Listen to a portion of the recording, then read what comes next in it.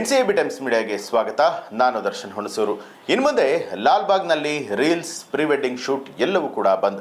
ಹೊಸ ರೂಲ್ಸ್ ತರೋದಕ್ಕೆ ತೋಟಗಾರಿಕೆ ಇಲಾಖೆ ಸಜ್ಜಾಗಿದೆ. ಬೆಂಗಳೂರಿನ ಲಾಲ್ಬಾಗ್ ಸಸ್ಯೋದ್ಯಾನದಲ್ಲಿ ಕಬ್ಬನ್ ಪಾರ್ಕ್ ಮಾದರಿಯಲ್ಲೇ ಸಿನಿಮಾ, ಪ್ರೀ ವೆಡ್ಡಿಂಗ್ ಶೂಟ್ ಸೇರಿದಂತೆ ಎಲ್ಲಾ ರೀತಿಯಾದಂತಹ ಚಿತ್ರೀಕರಣವನ್ನ ನಿಷೇಧ ಮಾಡೋದಕ್ಕೆ ತೋಟಗಾರಿಕೆ ಇಲಾಖೆ ಮುಂದಾಗಿದೆ. ಪರಿಸರ ಸಂರಕ್ಷಣೆ ಹಾಗೆ ಸಾರ್ವಜನಿಕರಿಗೆ ಉಂಟಾಗುವಂತಹ ತೊಂದರೆಯನ್ನ ತಪ್ಪಿಸೋದಕ್ಕೆ ಈ ನಿರ್ಧಾರವನ್ನ ಕೈಗೊಳ್ಳಲಾಗಿದೆ. ತಜ್ಞರ ಸಮಿತಿಯ ಶಿಫಾರಸಿನ ಮೇರೆಗೆ ಈ ಪ್ರಸ್ತಾವನೆ ಸಿದ್ಧ ಆಗ್ತಾ ಇದೆ. ಇತ್ತೀಚೆಗೆ ಈ ನಿಯಮವನ್ನ ಕಬ್ಬನ್ ಪಾರ್ಕ್ನಲ್ಲಿ ಜಾರಿ ಮಾಡಲಾಗಿತ್ತು. ಕರ್ನಾಟಕ ಸರ್ಕಾರವು ಕೂಡ ಇತ್ತೀಚೆಗೆ ಕಬ್ಬನ್ ಪಾರ್ಕ್ನಲ್ಲಿ ಚಲನಚಿತ್ರ, ಪ್ರೀ ವೆಡ್ಡಿಂಗ್ ಶೂಟ್ ಸೇರಿದಂತೆ ಎಲ್ಲಾ ರೀತಿಯಾದಂತಹ ಚಿತ್ರೀಕರಣಗಳನ್ನು ನಿಷೇಧ ಮಾಡಿತ್ತು. ಸದ್ಯ ಆ ಬೆನ್ನಲ್ಲೇ ಲಾಲ್ಬಾಗ್ ಬೊಟಾನಿಕಲ್ ಗಾರ್ಡನ್ನಲ್ಲೂ ಕೂಡ ಇಂತಹದ್ದೇ ರೀತಿಯ ನಿರ್ಬಂಧಗಳನ್ನು ಹೇರೋದಕ್ಕೆ ಮುಂದಾಗ್ತಾ ಇದೆ.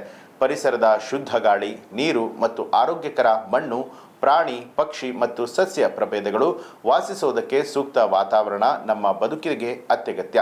ಬೆಂಗಳೂರಿನ ಒತ್ತಡದ ಬದುಕಿನಲ್ಲಿ ಒಂಚೂರು ವಿಶ್ರಾಂತಿ ಬೇಕು ಅಂತ ಹೇಳಿದ್ರೆ ಜನ ಉದ್ಯಾನವನಗಳಿಗೆ ತೆರಳುತ್ತಾರೆ.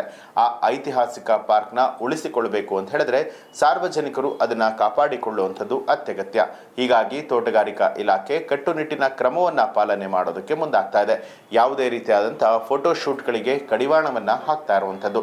ಅಂದ್ರೆ ಲಾಲ್ಬಾಗ್ನ ಉಳಿವಿಗಾಗಿ ಮರಗಳ ಮಧ್ಯೆ ಮತ್ತು ನಂತರದ ಫೋಟೋಗಳು ಹಾಗೆ ವಿಡಿಯೋ ಚಿತ್ರೀಕರಣ, ಬೇಬಿ ಶವರ್, ಮಾಡೆಲಿಂಗ್ ಪೋರ್ಟ್ಫೋಲಿಯೋಗಳು, ಇನ್ಸ್ಟಾಗ್ರಾಮ್ ರೀಲ್ಸ್ಗಳು ಹಾಗೆ ವಾಣಿಜ್ಯ ಚಿತ್ರೀಕರಣ ಸೇರಿದಂತೆ ಎಲ್ಲಾ ರೀತಿಯಾದಂತಹ ಫೋಟೋ ಹಾಗೂ ವಿಡಿಯೋ ಚಿತ್ರೀಕರಣವನ್ನ ನಿಷೇಧಿಸುವಂತಹ ಪ್ರಸ್ತಾವನೆಯನ್ನ ತೋಟಗಾರಿಕೆ ಇಲಾಖೆ ಸಿದ್ಧಪಡಿಸುವಂತಹ ಅಂತಿಮ ಹಂತದಲ್ಲಿದೆ.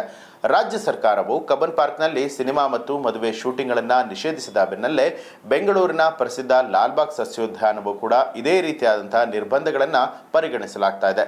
ಲಾಲ್ಬಾಗ್ ಗಿಡಮರಗಳಿಂದ ಕೂಡಿದಂತಹ ಉದ್ಯಾನ ಅಲ್ಲ, ಇದೊಂದು ಜೀವಂತವಾಗಿರುವಂತಹ ತಾಣ. ಪರಿಸರವನ್ನ ರಕ್ಷಣೆ ಮಾಡಬೇಕು, ಅದು ಇಲಾಖೆಯ ಕರ್ತವ್ಯ ಮಾತ್ರ ಅಲ್ಲ, ಉದ್ಯಾನವನ್ನ ಬಳಸುವಂತಹ ಪ್ರತಿಯೊಬ್ಬ ಸಾರ್ವಜನಿಕರ ಕರ್ತವ್ಯ. ಹೀಗಾಗಿ ಕಬ್ಬನ್ ಪಾರ್ಕ್ಗೆ ಅನ್ವಯಿಸಿದಂತಹ ನಿಯಮಗಳನ್ನೇ ಲಾಲ್ಬಾಗ್ಗೂ ಕೂಡ ಅನ್ವಯಿಸುವುದಕ್ಕೆ ತೀರ್ಮಾನ ಮಾಡಲಾಗಿದೆ. ಈ ಬಗ್ಗೆ ತಜ್ಞರ ಸಮಿತಿ ಶಿಫಾರಸಿನ ಆಧಾರದ ಮೇಲೆ ಪ್ರಸ್ತಾವನೆಯನ್ನ ಸಿದ್ಧಪಡಿಸಲಾಗುತ್ತೆ ಅಂತ ಹೇಳಿ ತೋಟಗಾರಿಕೆ ಇಲಾಖೆ ಜಂಟಿ ನಿರ್ದೇಶಕರಾದ ಜಗದೀಶ್ ಅವರು ತಿಳಿಸಿದ್ದಾರೆ. ಮಾಜಿ IFS ಅಧಿಕಾರಿ ಹಾಗೆ ಪರಿಸರ ತಜ್ಞ AN ಯಲ್ಲಪ್ಪ ರೆಡ್ಡಿ ಅವರ ನೇತೃತ್ವದಲ್ಲಿ ತಜ್ಞರ ಸಮಿತಿಯನ್ನ ರಚನೆ ಮಾಡಲಾಗಿದೆ.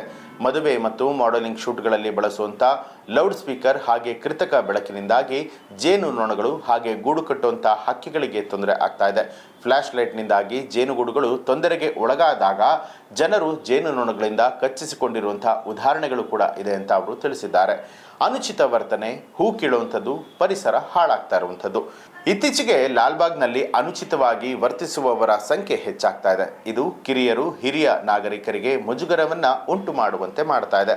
ಸಾರ್ವಜನಿಕವಾಗಿ ಬಟ್ಟೆಯನ್ನ ಬದಲಾಯಿಸುವಂಥದ್ದು, ಹುಡುಗ ಹುಡುಗಿಯರ ಲಲ್ಲೆ, ಪ್ರವಚನ, ಇದು ವಿಶೇಷವಾಗಿ ಮಕ್ಕಳು ಮತ್ತು ಹಿರಿಯ ನಾಗರಿಕರಿಗೆ ಕಸಿವಿಸಿಯನ್ನ ಉಂಟು ಮಾಡ್ತಾ ಇದೆ.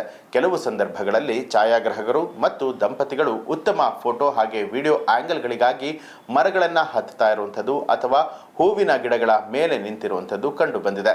ಇದರಿಂದಾಗಿ ಸಸ್ಯಗಳು ಮತ್ತು ಮರಗಳಿಗೆ ಹಾನಿಗೆ ಉಂಟಾಗ್ತಾ ಇರುವಂಥದ್ದು. ಹೀಗಾಗಿ ಲಾಲ್ಬಾಗ್ನಲ್ಲಿ, ಕಬ್ಬನ್ ಪಾರ್ಕ್ನಲ್ಲಿ ಎರಡೂ ಕಡೆಗಳಲ್ಲಿ ಕೈಗೊಂಡಿರುವಂತಹ ನಿಯಮಗಳನ್ನ ಸದ್ಯದಲ್ಲೇ ಜಾರಿ ಮಾಡಲಾಗುತ್ತೆ ಅಂತ ಹೇಳಿ ತೋಟಗಾರಿಕಾ ಇಲಾಖೆ ತಿಳಿಸಿರುವಂಥದ್ದು. ಇದಕ್ಕೆ ಸಂಬಂಧಪಟ್ಟ ಹಾಗೆ ನಿಮಗೆ ಏನನ್ಸುತ್ತೆ ಅನ್ನೋದನ್ನ ಕಮೆಂಟ್ ಮಾಡಿ ತಿಳಿಸಿ. ಹಾಗೆ ನೀವು ಇನ್ನೂ ಕೂಡ ನಮ್ಮ ಚಾನಲ್ ಅನ್ನ ಸಬ್ಸ್ಕ್ರೈಬ್ ಮಾಡಿಲ್ಲ ಅನ್ನೋಂಥದ್ದಾದ್ರೆ ಈಗಲೇ ಸಬ್ಸ್ಕ್ರೈಬ್ ಮಾಡಿ ಬೆಲ್ ಐಕಾನ್ ಒತ್ತಿ.